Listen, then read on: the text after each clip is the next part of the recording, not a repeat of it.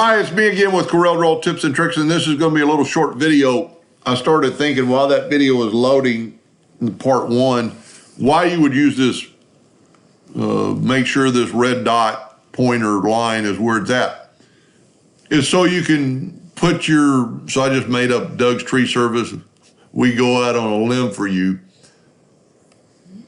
This would be very cool to send to the customer.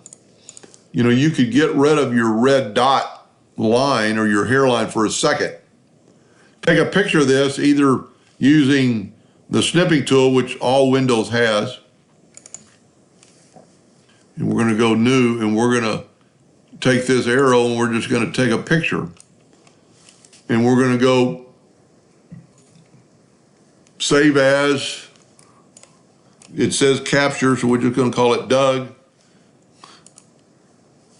You're done. Start you an email, go up to pictures,